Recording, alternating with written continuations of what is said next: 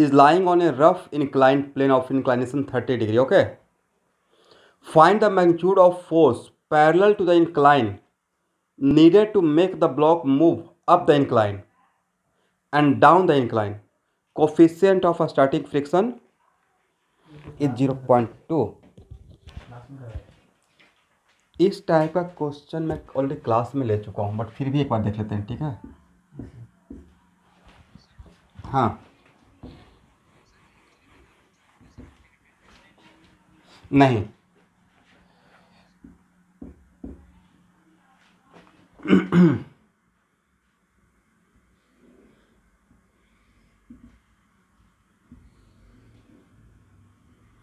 Angle कितना दिया हुआ है? 30 degree.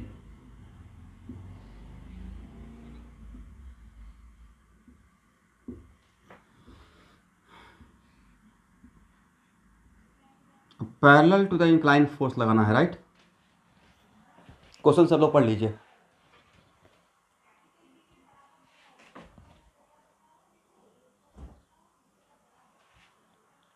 A body of mass 2 kg. Find the magnitude of the force parallel to the incline needed to make the block move up the incline. Okay, student. तो सबसे पहले हम लोग को देख लेना है, पहले पार्ट ए को सॉल्व करते हैं। ओके, तो अगर इसका पार्ट ए के लिए फ्री बॉडी डायग्राम बनाइएगा, कौन कौन सा फोर्स? एम जी, और एक क्या रहेगा?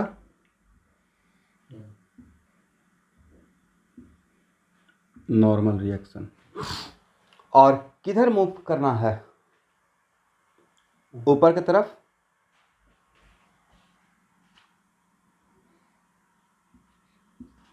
तो हम लोग एफ एस पहले लिखते हैं, just tendency of sliding up along the plane, right? तो एफ एस किधर लाएगा? नीचे। अब सारे फोर्स को डाउन अलोंग द इंक्लाइन कीजिए। पहले एन का वैल्यू आप निकाल लेंगे, एम जी कॉस 30। इसमें तो किसी को कोई डाउट नहीं है।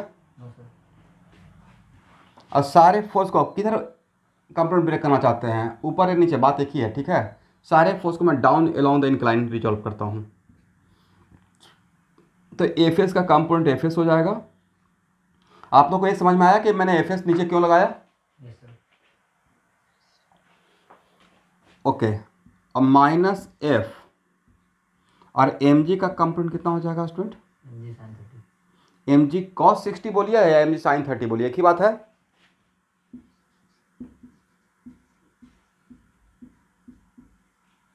यहां तक सही है?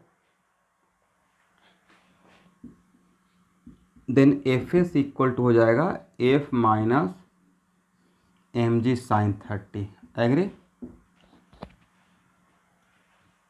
राहुल? ठीक है, ओके।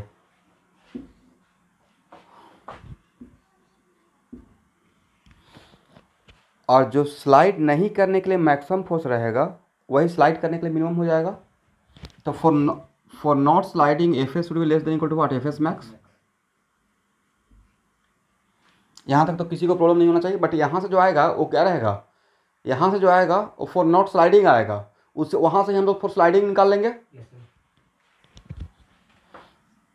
और एफ एस का वैल्यू है F minus M G sine 30 less than equal to mu M G cos 30।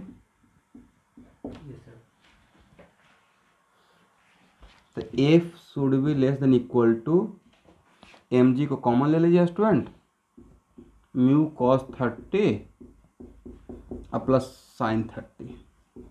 इसका वैल्यू मुझे बताइए।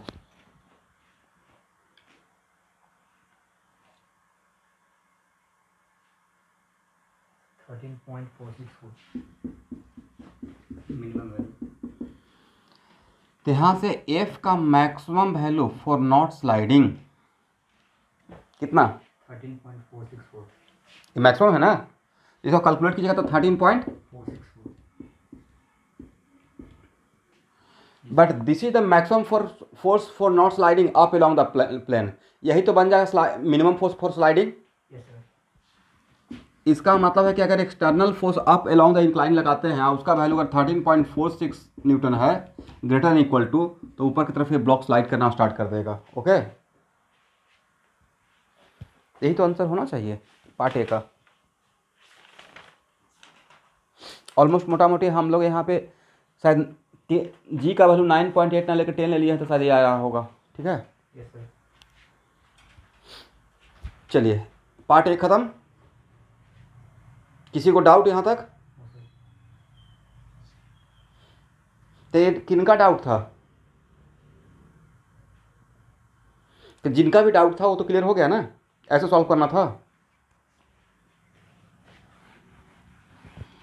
अब सेकेंड पार्ट में लैंग्वेज को पकड़िए। सेकेंड पार्ट में है कि नीचे आने के लिए कितना फोर्स लगाने का रिक्वायरमेंट है, नीचे आने के लिए कितना फोर्स का लगाने का रिक्वायरमेंट है। तो मान लेते हैं कि हो सकता है बिना फोर्स लगाए हुए ही नीचे आ जाए। Yes sir. समटाइम्स ऐसा रहता है, यहाँ देखिए स्टूडेंट, बातों को समझिए, यहाँ देखना है। यार मैं 6 का बीट डिस्कस कर रहा हूँ, ठीक है, ये हो गया।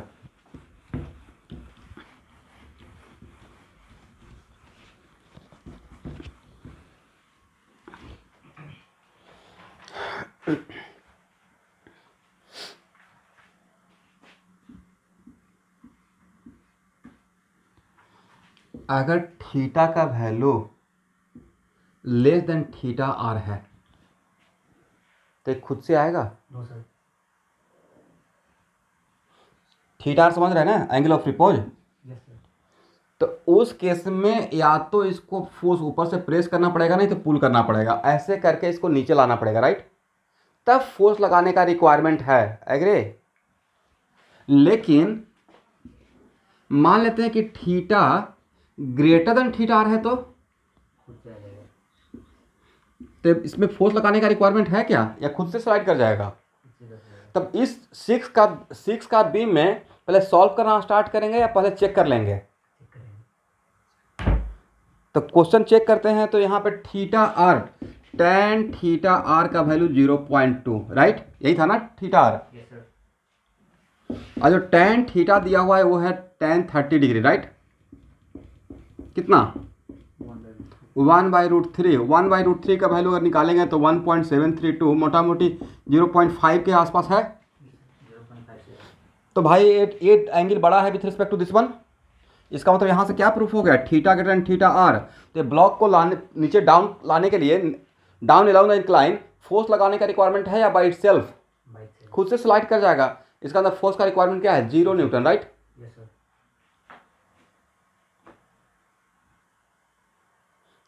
तो यही तो इसका आंसर होना चाहिए, 0 न्यूटन। यहाँ पे फोर्स लगाने का रिक्वायरमेंट ही नहीं था। ब्लॉक को यहाँ पे रखेंगे इस कंडीशन में के लिए, खुद से आ जाएगा, राइट। ऊपर ले जाने के लिए फोर्स लगाने का रिक्वायरमेंट था, करेक्ट। Yes sir. ठीक, इसको हटाएं। इसका तो इस 6 का बीक के टाइप का क्वेश्चन है, पहले ये चेक कर लेना है। Okay,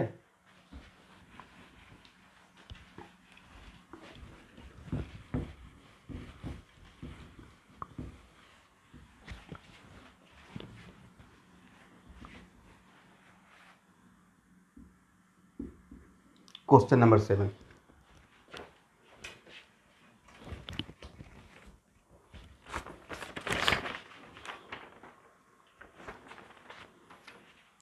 Repeat part A of problem 6. If the push is applied horizontally and not parallel to the incline.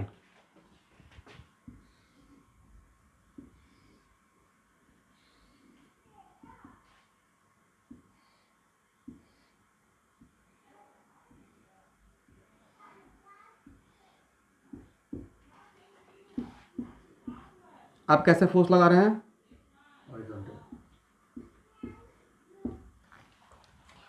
Horizontal. और सिर्फ क्वेश्चन नंबर 7 में पार्ट ए ही बनाना है, ठीक है। Yes sir. तो इस केस में स्टूडेंट देखिए, फिर से फ्री बॉडी डायग्राम बना दीजिए। एम जी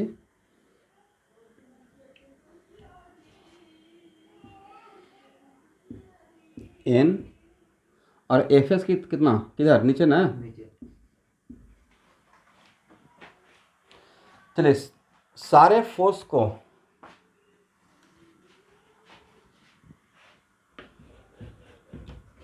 इस डायरेक्शन में रिजॉल्व करें। तो यहां देखिए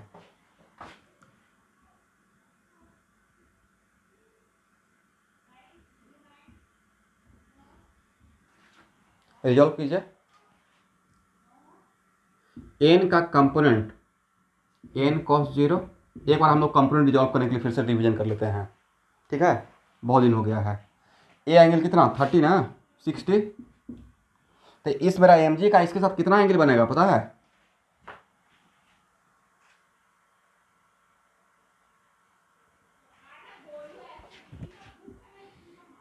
very good, M G cos 150।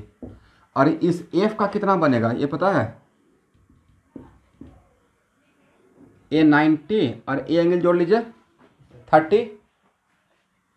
Very good, F cos 120 equal to 0। अब यहाँ पे N equal to M G, अब सिर्फ ये नहीं रहेगा, अब इस एन में ए भी आ जाएगा, राइट। तो कितना हो जाएगा एन, इसका value sir minus M G cos 30, right. इसका value F/2। Minus F by two, right. Yes, sir। तो यहाँ पे एन इक्वल टू क्या हो जाएगा एम जी कॉस 30 अब प्लस एफ बाई टू। समझा स्टूडेंट? कहाँ किनका किनका ये मिसिंग हो गया था बनाने के टाइम पे फर्स्ट टाइम?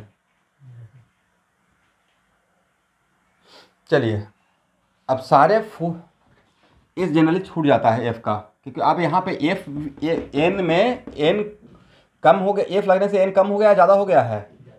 ज़्यादा हो गया, राइट। अब सारे फोर्स को इस डायरेक्शन में रिजॉल्व कीजिए, अप अलोंग द इंक्लाइन। बोलिए एफ का कंपोनेंट कितना? ये cos 30। मुझे तो जिस डायरेक्शन के साथ रहता है ना रिजॉल्व करना, मैं उसके टेल पे हूँ, वो फोर्स को पैरेलल शिफ्ट कर देता हूँ फास्ट होने के लिए। तो F cos 30 degree, right. Yes, sir। और एफ एस का component Minus F। Minus F S, और एम जी का component MG sin 30। M G sine 30 होगा या माइनस एम जी साइन 30? ज़्यादा देख लीजिए तो एक बार, मैं ऊपर की तरफ रिजॉल्व कर रहा हूँ। Yes, sir।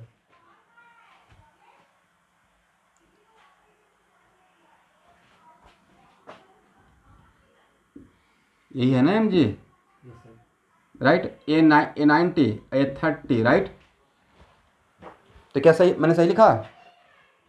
कॉस 120, कॉस 120 को क्या लिख सकते हैं? माइनस साइन 30 भी लिख सकते हैं, या direct M by two half minus half लिख दीजिए, एक ही बात है। Equal to what? 0। और तो कुछ नहीं छूटा। No, sir। तो यहाँ पे एफ एस इक्वल टू क्या मिल गया सर? एफ एस के लिए इक्वल टू मिल गया एफ रूट 3/2 और minus M G by two. Is it clear? Yes, sir। बात फिर से वही करना है। For not sliding F S should be less than equal to F S max, और एफ एस का वैल्यू कितना है? F root 3/2 minus M G by two less than equal to mu, N का वैल्यू यहाँ पे है M G cos 30 plus F by two. हम लोग को निकालना किसका है? एफ को ना। Yes, sir। तो F root 3/2 minus mu F by two less than equal to M G half plus mu root 3/2। देखिए तो मैंने सही कैलकुलेशन किया। Yes, sir।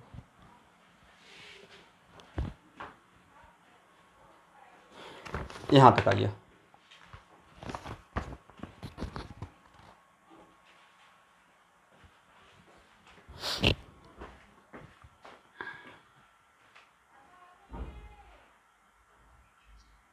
हाँ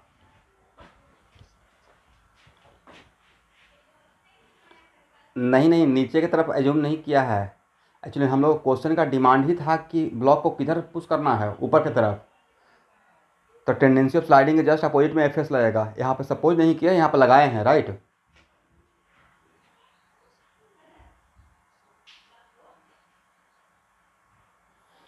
पैरेलल फोर्स है तो ऑब्वियसली इसका पैरेलल फोर्स का कंपोनेंट दो पॉजिटिव कंपोनेंट ऊपर की तरफ ही है।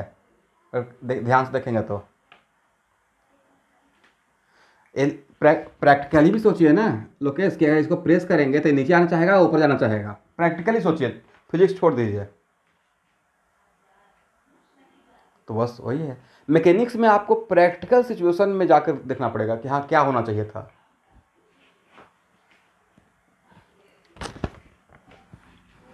अब यहाँ से कैलकुलेट हो जाएगा,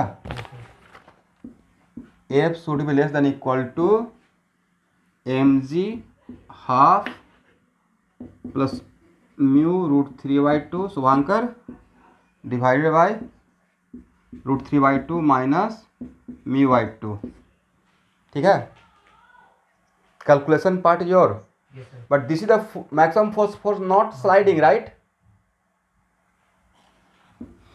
बट यही फोर्स क्या बन जाएगा, Minimum force. Minimum force for sliding. तो सब लोग कैलकुलेट कर लेंगे। Yes, sir.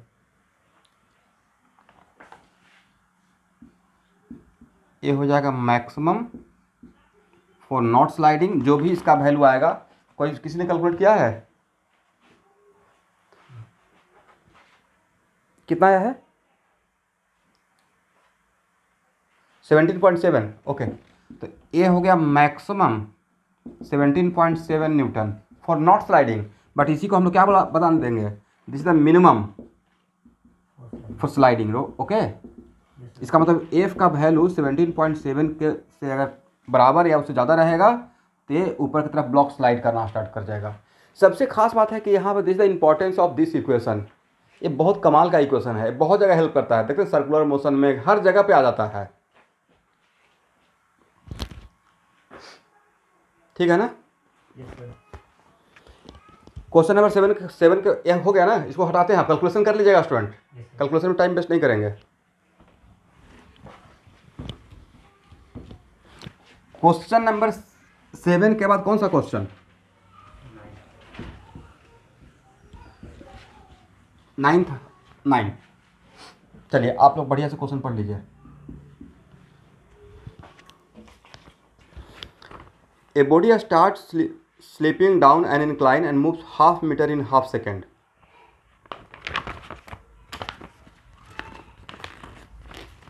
How long will it take to move the next ½ metre.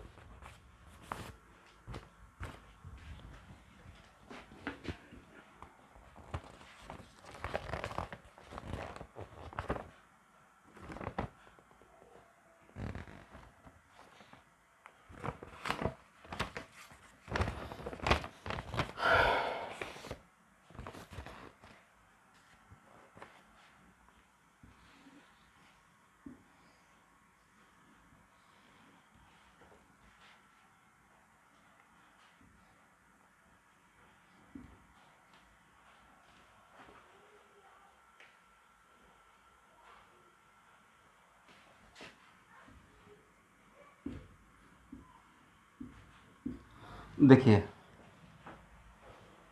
और ध्यान सुनिएगा, सबसे पहले ये बताना है मेरा इसमें cross question,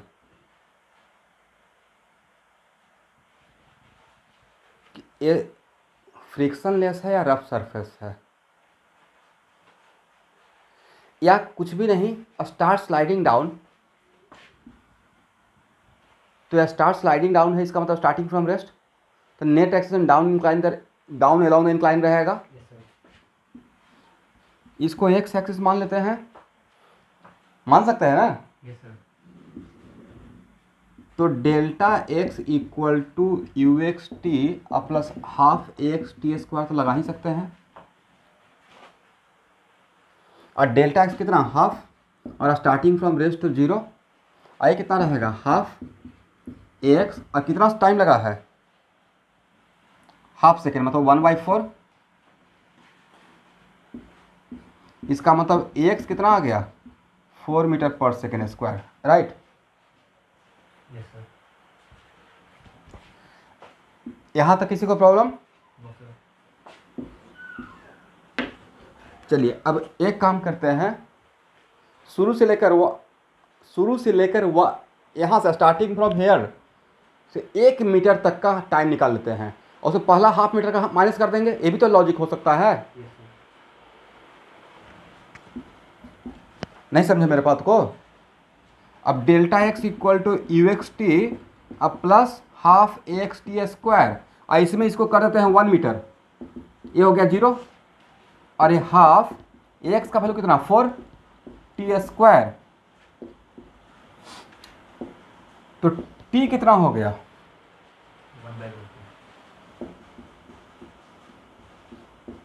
1/√2 second. Yes sir. ठीक है ना? चलिए तो यहाँ देखिए, इसका मतलब नेक्स्ट हाफ मीटर में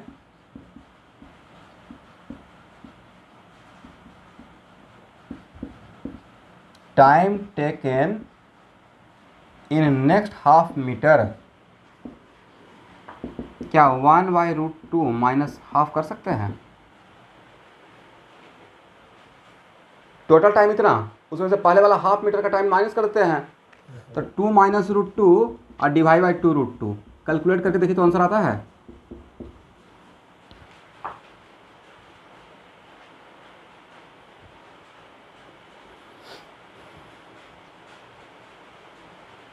एक बार कंप्लीट कैलकुलेट करके देख लीजिए फटाफट, आंसर आता है कि नहीं आता है।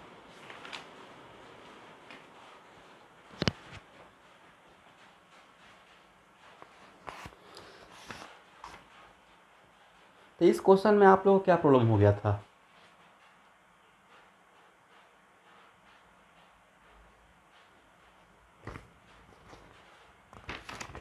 चलिए हो गया ना? Yes sir.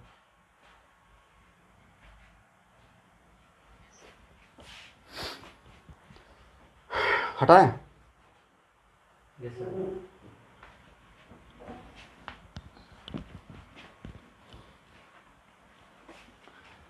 बढ़िया से लिख लीजिएगा, क्योंकि फ्रिक्शन का भी HC वर्मा का एकदम नीट एंड क्लीन सोल्यूशन मुझे सबमिट करवाना है, ठीक है? इसलिए मैं एक एक प्रॉब्लम डिस्कस कर रहा हूँ और सोल्यूशन बहुत बढ़िया नीट एंड क्लीन, ताकि मुझे देखकर अच्छा लगे।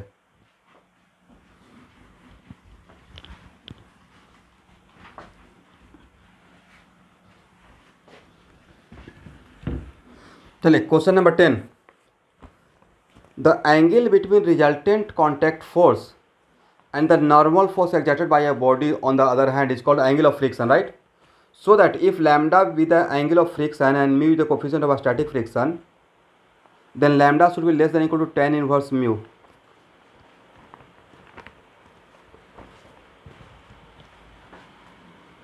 ये तो थ्योरी ही पढ़ाया हूँ। Yes sir.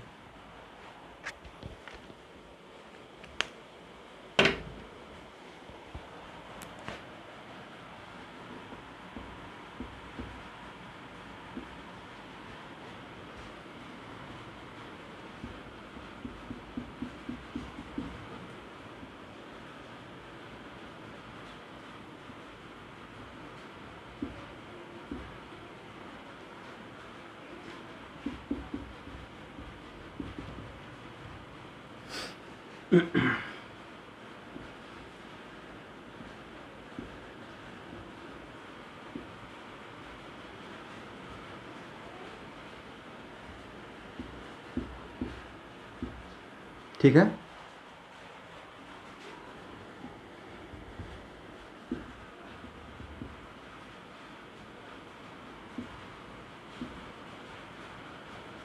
तो किसके बीच का बोला जा रहा है स्टूडेंट?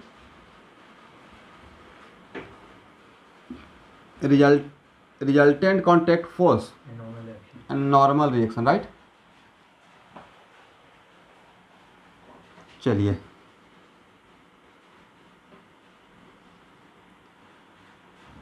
ए अगर लैम्डा है तो कितना रहेगा 90 माइनस लैम्डा, यस सर। तो F C cos 90 minus lambda equal to क्या एफ एस लिख सकते हैं? इसी का तो एक कंपोनेंट है, राइट? ये रिजल्टेंट कॉन्टैक्ट फोर्स है, इसका दो कंपोनेंट, एक एन और एक एफ एस, राइट। और एफ से cos lambda equal to N, ठीक है ना।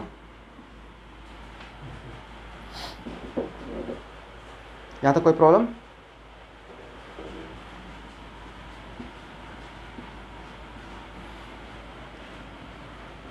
तो F S by N equal to क्या हो जाएगा, इसको मैं इससे डिवाइड कर दिया तो ए कितना है, साइन ना, ए और ए आपस में कैंसिल, क्या टेन लैम्डा लिख दें?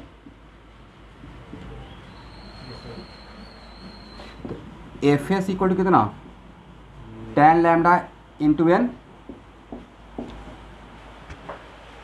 एग्री। और F S should be less than equal to what, F S max. और एफ एस का वैल्यू कितना है, tan lambda into N should be less than equal to mu into N, N और N आपस में cancel, tan lambda less than equal to mu, then lambda should be less than equal to what, tan inverse mu. यही तो proof करना था।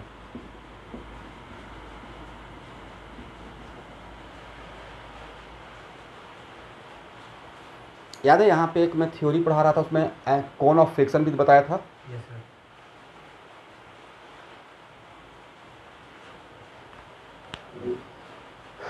लिख लीजिए।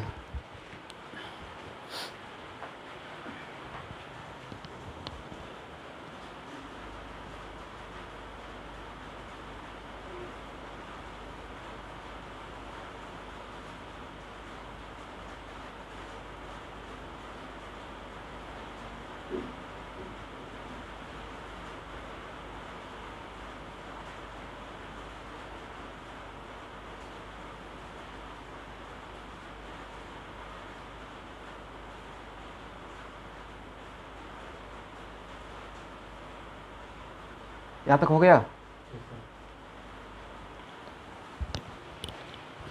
यहाँ पे F C sine alpha plus F S G को एक नहीं घटेगा, क्या कर सकता है? तो वो इक्वल कैसे हो गया? अच्छा, ए इक्वल कैसे हो गया? तो जैसे बाकी सब तो करते थे। यहाँ देखो, ए और ए इन दोनों से बना है ए, तो इसको तोड़ेंगे तो इसका एक कंपोनेंट तो एफ एस है। पैरेललोग्राम लॉ से अगर हम देखेंगे एक किससे बना हुआ है, इन दोनों का रिजल्टेंट ही तो है। तो इसका कंपोनेंट अगर इस डायरेक्शन में ब्रेक करते हैं तो क्या F C cos 90 minus lambda equal to, उसका जो वैल्यू रहेगा एफ एस के बराबर ही तो रहेगा। और इसका जो वर्टिकल कंपोनेंट रहेगा वो किसके बराबर रहेगा, एन के बराबर रहेगा, राइट, जिसे मैंने इक्वल कर दिया है। लेकिन इसमें कहना क्या, डाउट क्या है? तो जैसे बाकी हम करते थे इसका कंपोनेंट लेके आप left right force equal to right right force. हाँ, तो वो भी कर सकते हैं, बट यहाँ पे इसके बारे में पूछा ही नहीं गया है। इसके वजह से तो टेंडेंसी हुआ, हम लोग को सिर्फ इसके बारे में बात करना है। तो मैंने क्या किया कि इसका कंपोनेंट ये किससे बना है, इससे बना है। Yes sir. तो इसका वर्टिकल कंपोनेंट तो इसके बराबर रहेगा। एक कॉन्टैक्ट फोर्स है, कॉन्टैक्ट फोर्स किससे बनता है, कॉन्टैक्ट फोर्स का मतलब this plus this, right. Yes sir. इसका मतलब है कि इसका जो हॉरिजॉन्टल कंपोनेंट है इसके बराबर रहेगा, और इसका वर्टिकल कंपोनेंट किसके बराबर रहेगा, इसके बराबर रहेगा। वही मैंने इक्वल कर दिया है। ठीक है स्टूडेंट, यस सर। चलिए क्वेश्चन नंबर 10 के बाद कौन सा क्वेश्चन?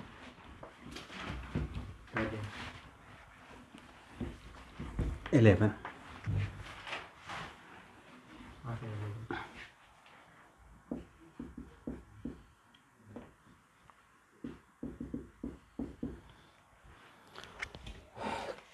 क्वेश्चन नंबर 11 है, consider the situation in fair, calculate the acceleration of the 1 kg block, the tension in the string connecting the 1 kg block, the tension is okay.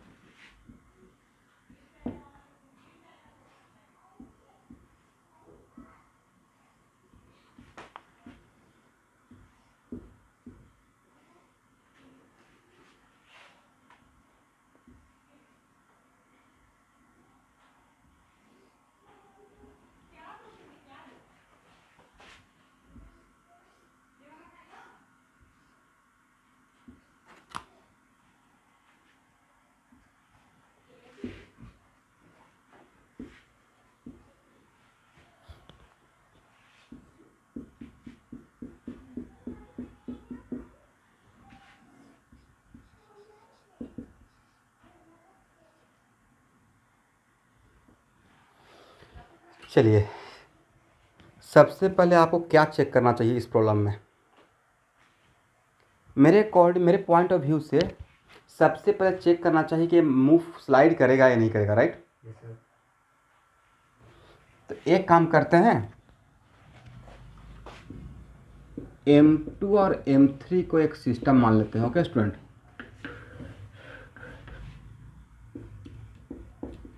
और M2 और M3 को एक system मान लेते हैं। तो इसमें कौन कौन सा फोर्स? हॉरिजॉन्टल फोर्स का सिर्फ बात कीजिए। बाहर का टेंशन और ये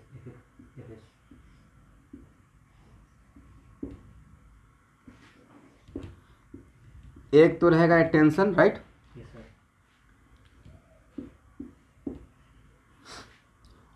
या आप एक काम कर सकते हैं, पहले सपोज कर लीजिए कि यह स्लाइड कर रहा है।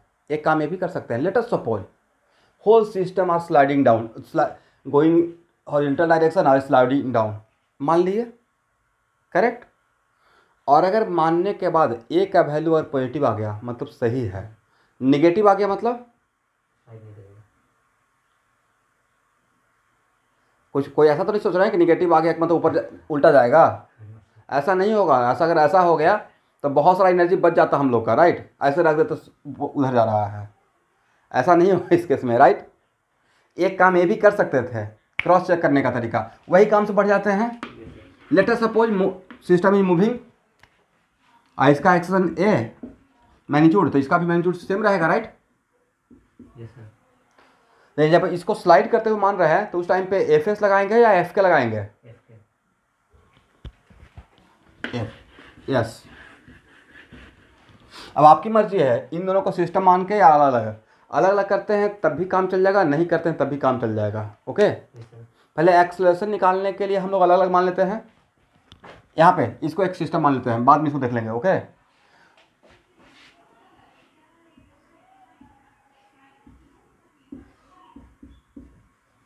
M1G, इसमें टेंशन मानते हैं T1, और इसके अंदर मानते हैं T1। तो M1G minus T1 equal to M1A, first equation.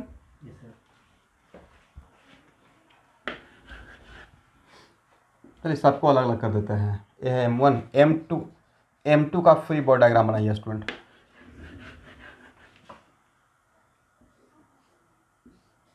कौन कौन सा फोर्स? T1 T2 और FK, N2 T1 और T2 FK1। हालांकि यहाँ पे FK2 बोलते हैं, FK2 और FK3 का वैल्यू डिफरेंट रहेगा या सेम ही रहेगा? सेम रहेगा, बिकॉज मास सेम है और कोफिशिएंट ऑफ फ्रिक्शन भी सेम है, फिर भी मान लेते हैं, राइट? चलिए सारे फोर्स को टुवार्ड्स राइट करते हैं। तो क्या लिखेंगे? T1 और minus T2 minus FK2 equal to M2A, second equation, right?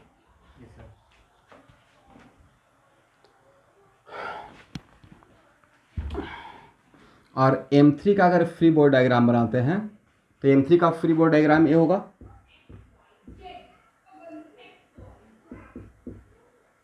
M3G T2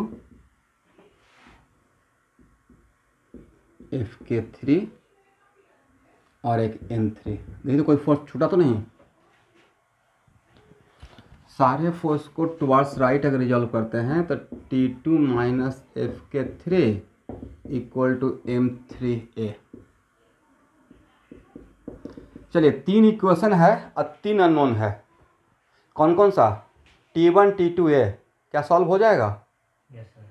तो एक काम करें, फर्स्ट सेकेंड और थर्ड को सॉल्व करके पहले ए का वैल्यू निकालें, नहीं तो फिर बाद में गड़बड़ हो जाएगा। अगर ए का वैल्यू पॉजिटिव आ गया मतलब हम लोग को प्रॉब्लम को वापस नहीं सॉल्व करना पड़ेगा। अगर निगेटिव आ गया इसका मतलब whole system are in rest, right? Yes sir. जब होल सिस्टम रेस्ट में रहेगा तो उस टाइम पे फिर चेक करना पड़ेगा। एक मिनट, होल सिस्टम अगर रेस्ट में रहेगा तो किसमें टेंशन शुड बी जीरो? इसमें फिर टेंशन जीरो रहेगा, राइट? क्योंकि यही नहीं स्लाइड होने दिया। सबसे पहले अगर स्लाइड करेगा इसमें टेंशन इसके वजह से होगा, जब तक ये स्लाइड नहीं करना चाहेगा तब तक इसमें टेंशन क्रिएट होगा। No sir. दैट्स वाई अगर अगर होल सिस्टम रेस्ट में रहेगा तो इसमें टेंशन होगा, बट इसमें टेंशन क्या रहेगा, जीरो। जीरो रहेगा। क्योंकि टेंशन तभी क्रिएट होता है जब उसमें स्ट्रेचिंग टेंडेंसी रहता है, राइट।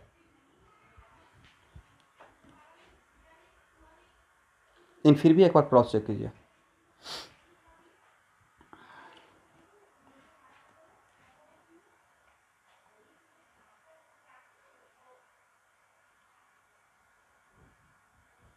एक मिनट ऐसा भी हो सकता है कि सारा सिस्टम रेस्ट में हो फिर भी इसमें टेंशन हो, ये अपना एफ एस मैक्स को क्रॉस कर गया हो, बट ये अपना एफ एक्स मैक्स को क्रॉस नहीं किया हो, ठीक है। Yes sir. Whole system rest में रहते हुए भी हो सकता है इसमें एफ एस मैक्स क्रॉस कर गया हो। पीछे वाला सपोर्ट में तब आएगा ना जब इसका सपोर्ट खत्म, एफ एस मैक्स इसका मैक्सिमम पावर खत्म। तो ऐसा भी हो सकता है कि सिस्टम रेस्ट में रहते हुए भी इसमें टेंशन हो सकता है, ठीक है। समझे आप लोग मैंने क्या बोल दिया। Yes sir.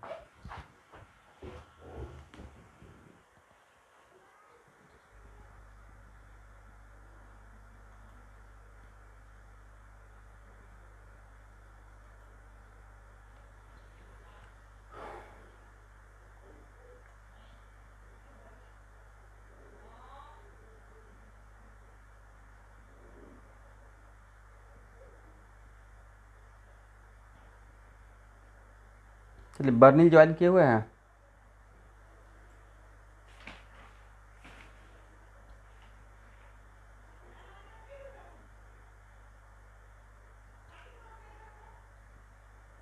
अभिज्ञान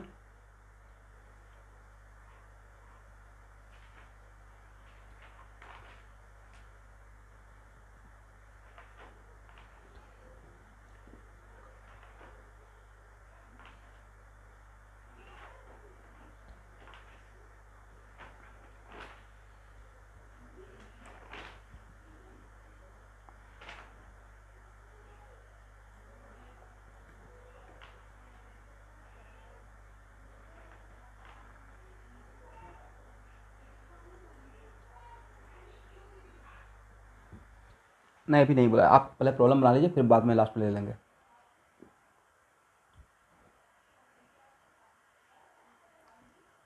इसका कैलकुलेशन करना है, ए का वैल्यू निकालिए।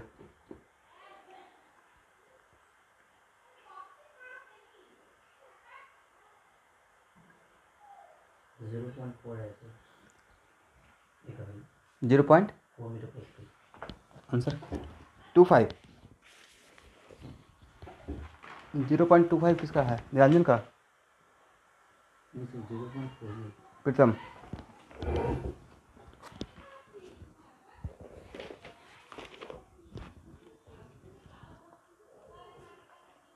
आंसर तो 0.4 है नहीं। Yes sir.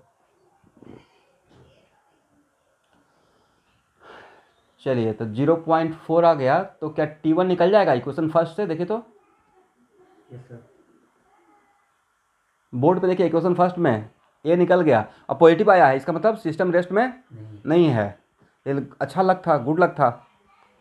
और अगर यहाँ से T1 निकल गया तो इक्वेशन सेकंड में T1 को पुट कर देंगे और ए का वैल्यू पुट कर देंगे तो क्या T2 निकल जाएगा। Yes sir. चलिए 0. आंसर है T2 के लिए 2.4। यस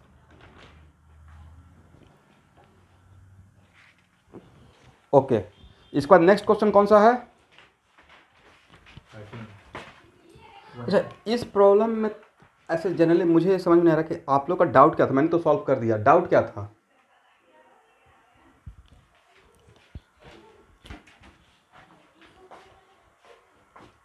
मतलब एक तो हो सकता है कि सर लग रहा था कि देखने से कि नहीं बनेगा डायग्राम वगैरह देखकर।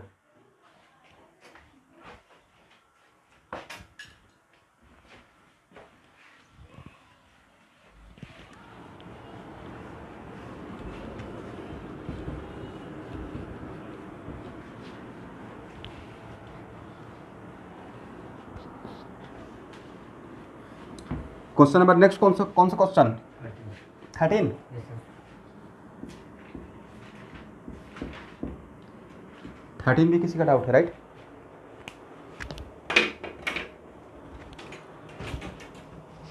दोबारा फ्रिक्शन सॉल्व नहीं होगा एच सी वर्मा का।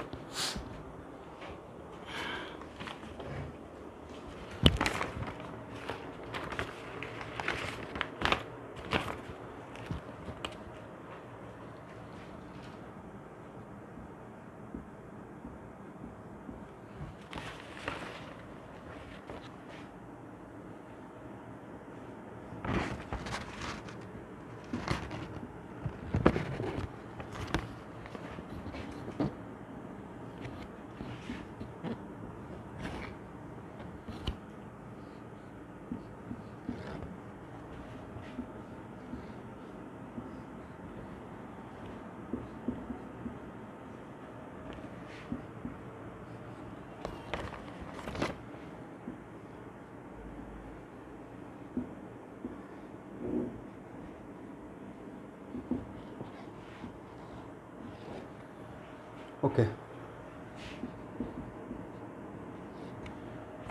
The friction coefficient between the table and the block is 0.2. Find the tension in the two string. चलिए यहाँ भी सेम सिचुएशन है, पहले देख लेंगे कि स्लाइड कर रहा है या नहीं कर रहा, राइट? अच्छा, तो अगर स्लाइड करेगा भी तो आपको क्या लगता है किधर स्लाइड करना चाहिए? सर स्लाइड करेगा भी तो टुवर्ड्स लेफ्ट, राइट? पहले मान लेते हैं, let us suppose system is moving towards left, तो ए नीचे तो ए ऊपर। लेकिन अगर जो मैं मान रहा हूँ, अब यहाँ देखिए इस केस में जो मैं मान रहा हूँ उसमें अगर एक पॉजिटिव आ गया देन फाइन, अगर निगेटिव आ गया मतलब नहीं, इस केस में निगेटिव आ गया तो इधर स्लाइड नहीं करेगा, मतलब स्लाइड नहीं करेगा, राइट? इसका मतलब इसका एफएस इसको रोक कर रखेगा। लॉजिकली ये लगता है कि इसका कम वेट है, इसका ज़्यादा वेट है, इंक्लाइन भी नहीं, हॉरिजॉन्टल है, इधर आएगा। लॉजिक ये कहता है क्या? पुली के केस में तो ऐसा लेकिन होता है, पुली के केस में, पुली के केस में ऐसा होता था। पुली के केस में ऐसा इसलिए होता था बिकॉज वहाँ पे इंक्लाइन सरफेस दोनों तरफ रहता था, राइट? ऐसा नहीं, या पुली के केस में ऐसा इसलिए होता था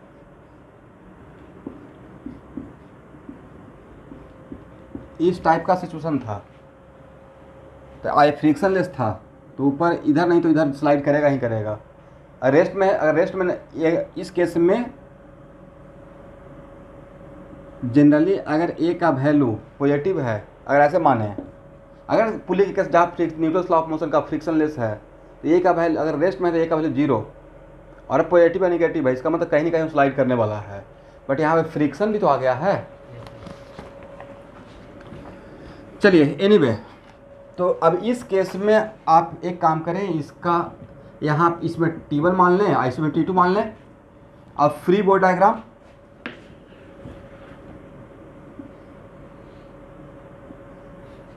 इसका नाम A बोल देते हैं, इसका नाम B बोल देते हैं, इसका नाम C बोल देते हैं। Free body diagram of A।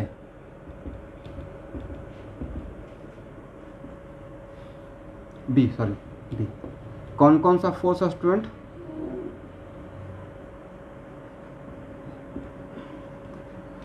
एक क्या रहेगा T2, एक क्या रहेगा T1, और जो हम लोग का एजम्पशन है उसके अकॉर्डिंग इस पे एफ के इधर रहेगा, राइट? चलिए, हाँ नॉर्मल फोर्स तो रहेगा ही, और नॉर्मल फोर्स तो निकाल लेंगे ना, N equal to M J, क्योंकि वर्टिकल मोशन तो हो नहीं रहा है, राइट? तो सारे फोर्स को horizontal towards left, horizontally towards left resolve कर लीजिए। तो क्या लिखिएगा? T1 माइनस T2 और minus F K, agree, equal to what?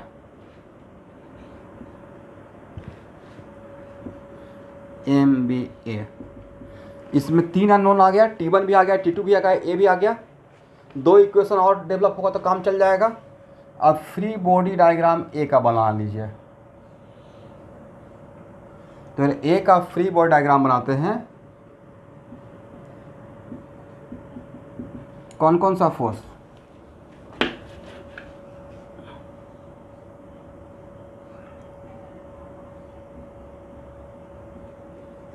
MAG और यहाँ क्या रहेगा? T1। और हम लोग के एग्जाम्पल में नीचे आ रहा है, राइट? क्या लिखिएगा? MAG और minus T1 equal to what? Second equation. और थर्ड इक्वेशन हम लोग को कहाँ से मिल जाएगा? Yes, free body diagram of C. Agree? तो फ्री बॉडी डायग्राम सी के लिए क्या डायरेक्टली मैं इक्वेशन लिख दूँ? आप लोग समझ पाएंगे? मैं ऊपर की तरफ कंपोनेंट रिजॉल्व कर रहा हूँ। T2 minus MCG equal to MCA। मेरे पास तीन इक्वेशन, तीन अननोन है। सबसे पहले ए का वैल्यू बताइए।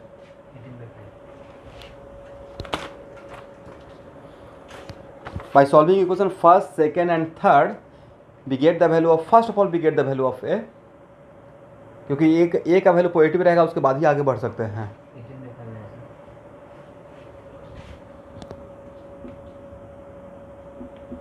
फर्स्ट, सेकेंड एंड थर्ड, ए का वैल्यू 18/5। देखिए आंसर क्या है? टेंशन निकालना है। अच्छा, टेंशन निकालना है। किसमें? दोनों स्ट्रिंग में। तो ए का वैल्यू अगर यहाँ पे 18/5 है, मतलब ये मूव कर रहा है, सिस्टम रेस्ट में नहीं है, तो आप T1 निकाल लीजिए और T2 निकालिए। आगे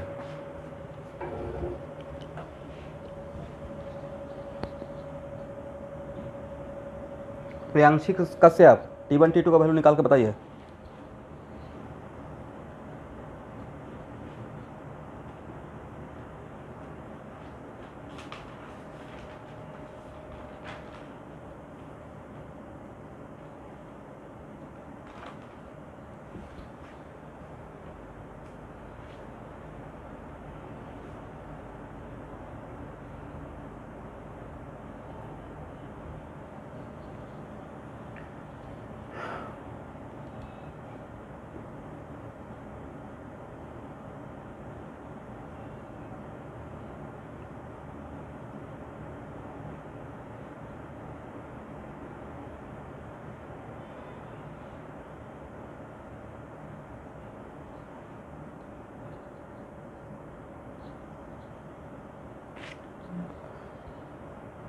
एनीवन जिनका आंसर आ गया है T1 T2 का, प्लीज़ थोड़ा फास्ट रहिए, स्लो नहीं। आंसर क्या है?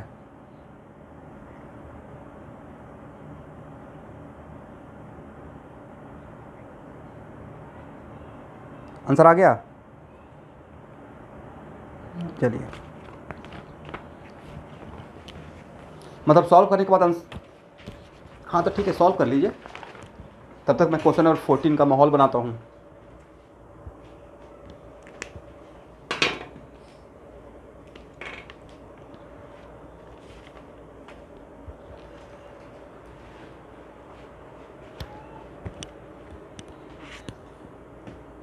हो गया ना?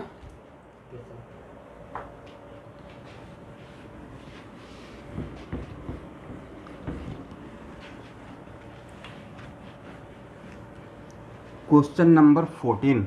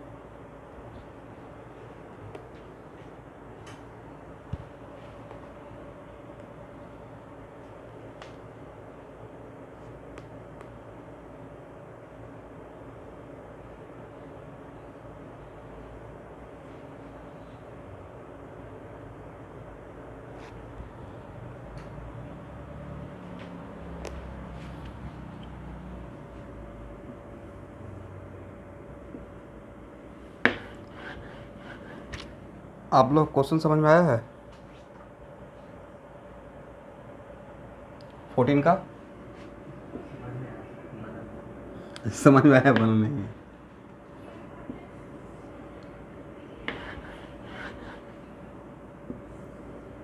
प्रियांशी कश्यप आपसे बना है?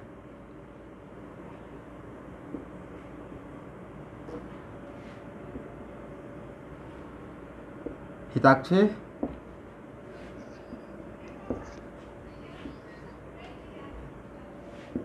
रिनिशा बर्मन,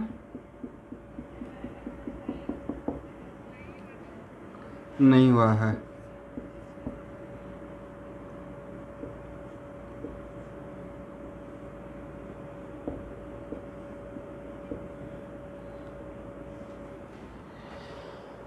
चलिए 1 मिनट। हार्ड ब्रेक का मतलब होता है कि व्हील, जो व्हील्स है वो बिल्कुल रोटेट करना बंद कर दे, जाम हो जाए। ठीक है, ऐसा लगना चाहिए। हार्ड ब्रेक का मतलब क्या? हार्ड ब्रेक का मतलब बिल्कुल व्हील्स लॉक हो गया, राइट, वो घूमेगा नहीं। एग्री? पहला बात तो समझ में आ गया होगा कि what the meaning of hard brake. दूसरी बात है कि अब हम लोग इसको क्वेश्चन को सॉल्व करने से पहले का ये सिचुएशन समझते हैं।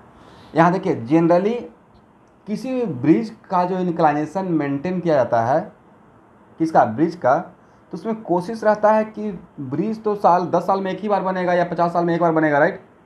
टायर भी वही रहेगा, MRF का, DLF का, जो भी रहेगा टायर।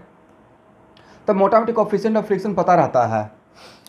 तो उस केस में ब्रिज का जो एंगल रहता है इंक्लाइनेशन का, उसको एंगल ऑफ रिपोज से छोटा रखा जाता है, राइट। बड़ा रखा जाएगा या छोटा रखा जाएगा? बड़ा रहेगा तो ब्रेक लगा भी दिए फिर भी आप नीचे आ जाएंगे, राइट।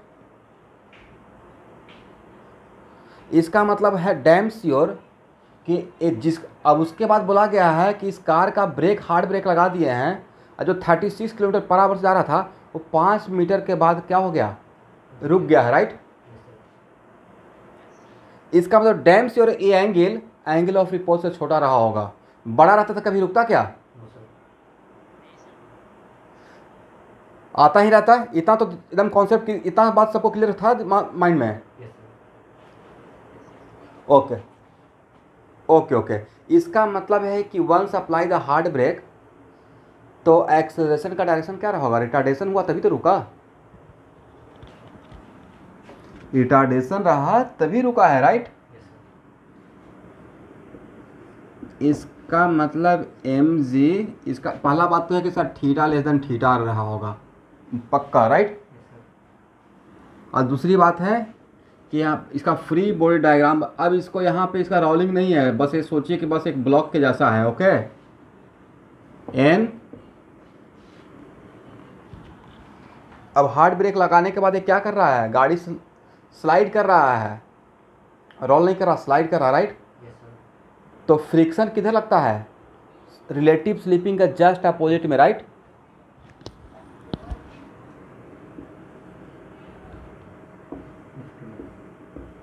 समझ गए?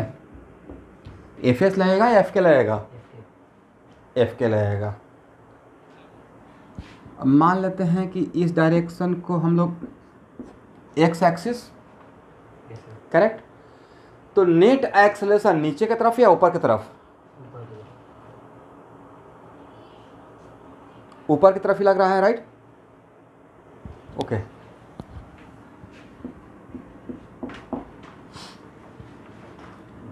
यहाँ देखिए डेल्टा एक्स इक्वल टू, अब क्या हम लोग ये लिख सकते हैं?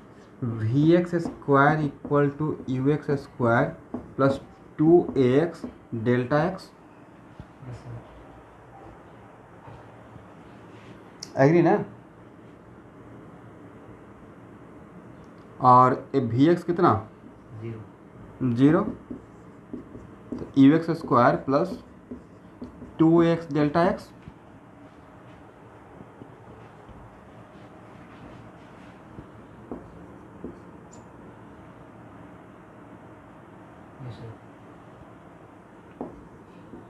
इसका मतलब एक्स कितना sir? Minus UX² by delta x. Move है सर, नीचे में। यहाँ तक किसी को problem? No sir.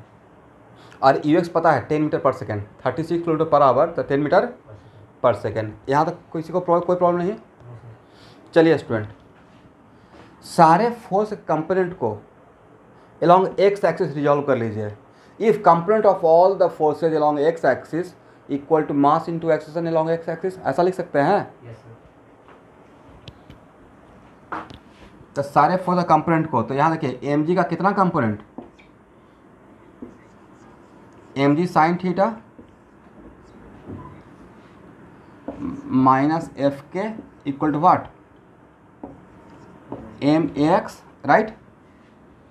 M G sine theta, F K का value mu M G cos theta, mu दिया हुआ है। Yes sir.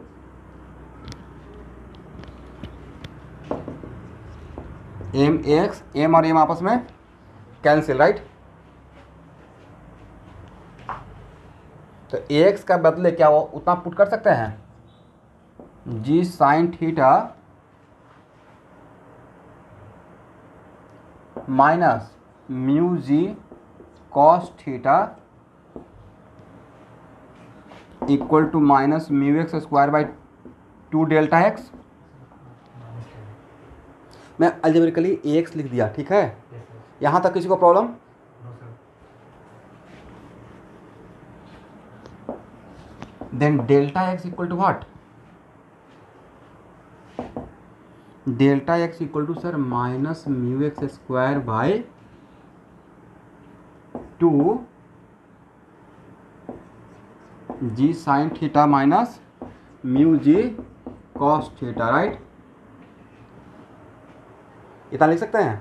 Yes sir. इससे नहीं घबराना है कि निगेटिव है, वो सब एडजस्ट हो जाएगा, ठीक है।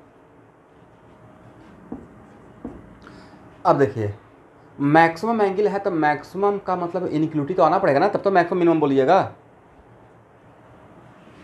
तो मुझे इनइक्वलिटी डेवलप करना था यहाँ पे, तो क्या बोल सकते हैं, delta x should be less than equal to कितना मीटर था, 5 मीटर। इनइक्वलिटी डेवलप हो गया, right. Delta x should be less than equal to what, 5। Clear ना? सर यहाँ पे डेल्टा एक्स का वैल्यू 5 नहीं होगा, डेल्टा एक्स का जगह में 5 पुट नहीं करेंगे। डेल्टा एक्स 5 करेंगे तब भी निकल जाएगा, लेकिन वो इक्वल रहेगा ना, मैक्सिमम का फीलिंग आएगा क्या? No sir. तो बेटर है कि क्या करते हैं, गाड़ी कहाँ तक रुक गया है, मैक्सिमम कहाँ तक जाकर रुक जाएगा, डेल्टा कितना कवर करेगा, मैक्सिमम 5। यही तो क्वेश्चन का डिमांड था, राइट। Yes sir. तो मैं जानबूझ के एक इनइक्वलिटी डेवलप करने के लिए ये बात तो लिख सकते हैं ना। Yes sir. अब सामने पहले बोलेंगे ही नहीं जो ऑनलाइन में है, लिख सकते हैं इतना, ठीक है।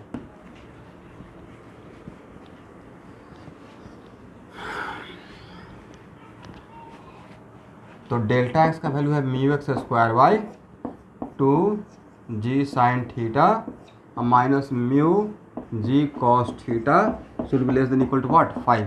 यहाँ से आपको निकल जाएगा थीटा, सॉल्व कर लीजिएगा। Yes sir. हाँ क्या कॉस थीटा,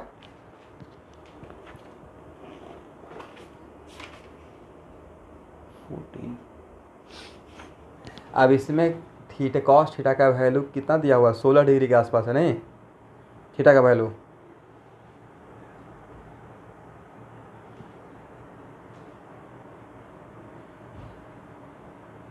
अब वो देख लेंगे, वो देखिए। अब इसमें क्वेश्चन बनाने का तरीका सीख लीजिए, बाकी एग्जैक्ट एंगल यहाँ पे तो रटना पड़ेगा, ठीक है।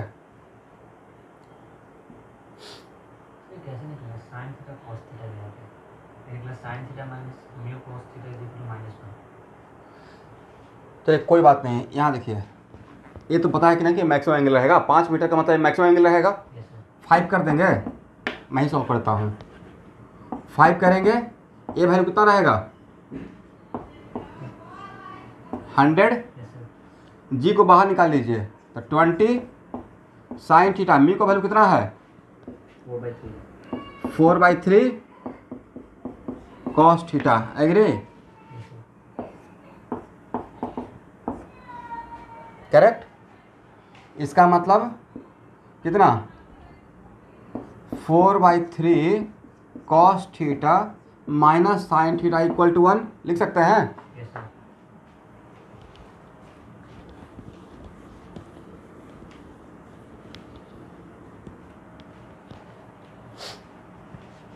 हो गया यहाँ तक। Yes sir.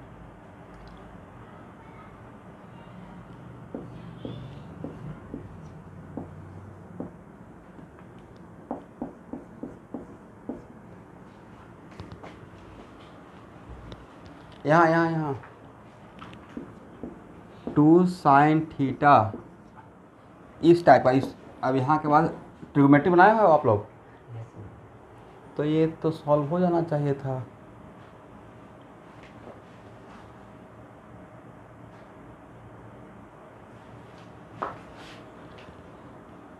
यहाँ देखिए 4 cos theta minus 3 sine theta equal to 3।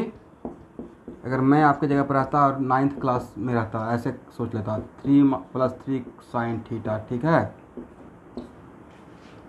अब दोनों तरफ स्क्वायर कर लेते हैं। सॉल्व करने का एक तरीका ये भी तो हो सकता है। Yes sir. स्क्वायर कर लेते तो कितना होता 16 cos square theta equal to what 9 + 9 sine square theta, ठीक है ना, yes sir. Plus 18 sine theta. Trigonometry के जनरल सोल्यूशन तो ऐसे ही तो सॉल्व करते होंगे इक्वेशन को। तो सर यहाँ पे अब एक काम करेंगे, कॉस स्क्वायर थीटा का साइन में कन्वर्ट कर सकते हैं। 1 - sin स्क्वायर। तब उसके बाद तो सिर्फ साइन का क्वाड्रेटिक रहेगा, राइट। Yes sir. वहाँ से सॉल्व हो पाएगा। Yes sir. देखिए मेरा काम सिर्फ यहाँ तक था रोशन कुमार, वहाँ तक आ गया था। उसके बाद तो फिजिक्स था क्या इसके बाद, इसके बाद तो मैथमेटिक्स था। अब मैं सपोज कर रहा हूँ आप लोग को लेकर चल रहा हूँ कि आपका ट्रिग्नोमेट्री बहुत ज़बरदस्त है।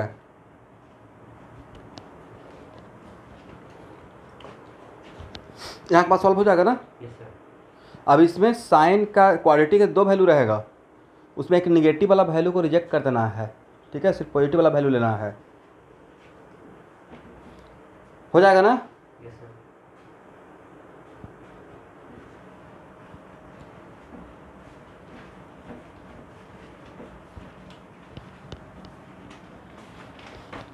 इस केस में थीटा का रेंज क्या मालूम होगा अगर देखना तो यहाँ पे ये जो एक्चुअल में गाड़ी मैक्सिमम कितना डिस्टेंस कवर किया 5, तो वहाँ से जो एंगल आएगा ये मैक्सिमम एंगल रहेगा, ठीक है।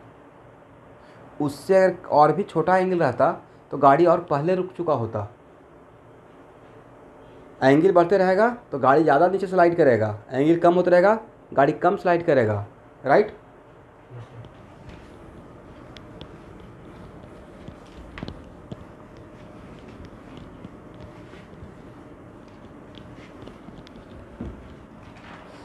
चलिए क्वेश्चन नंबर 14 के बाद 15 भी है। Yes sir.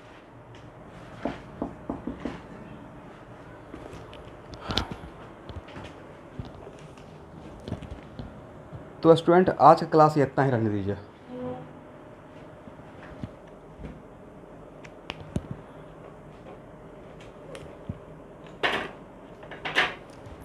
फिफ्टीन से लेकर हाँ बोलिए।